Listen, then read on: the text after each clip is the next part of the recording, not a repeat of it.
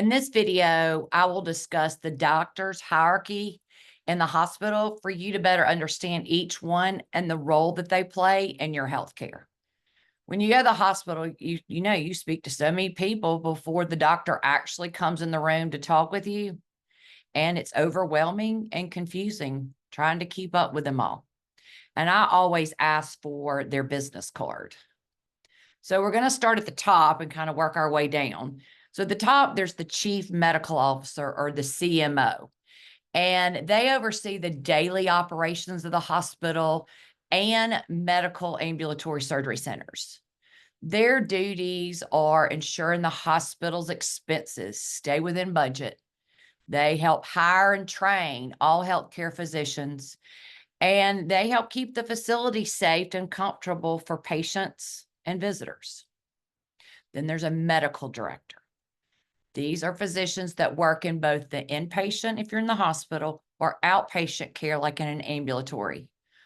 They work to ensure you're receiving the highest quality of care during your visit in the hospital.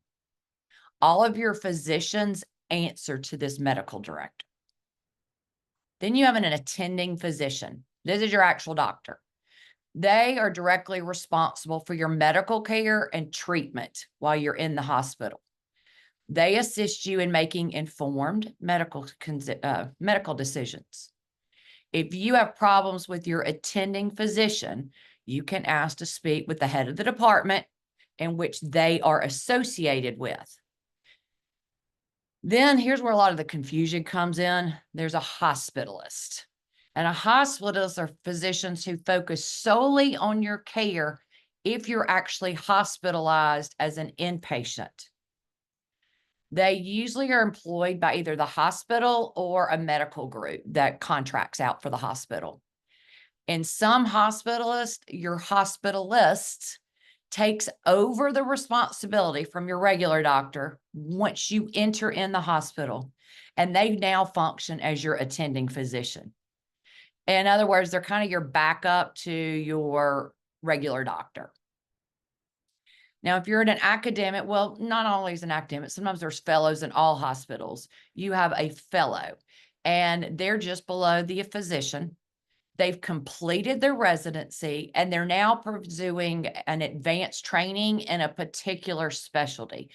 So like a neurosurgeon, that resident, that particular training he's interested in is to be a neurosurgeon, or an orthopedic, whatever.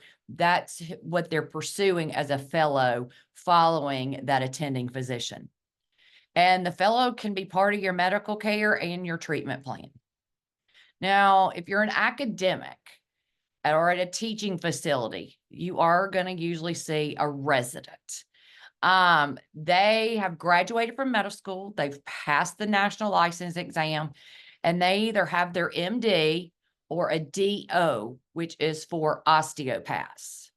A resident cannot work without supervision until they've completed their residency. Now, under a resident, there are three types of residents.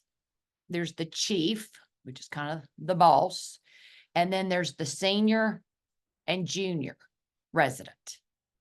And then lastly, you might see every once in a while a medical student, and these are just students that do not have their medical degree. They're just in training and observing.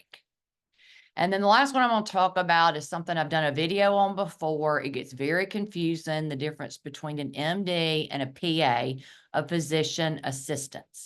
And a PA, or physician assistant, is a healthcare professional that practices medicine as part of the healthcare team.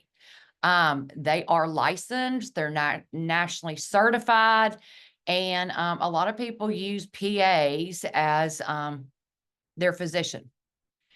So I hope this was helpful, because I know sometimes that can get confusing on when all these doctors are coming in, why you might see ones at different times. I hope this helped explain that. And like I said, you can always get their business card.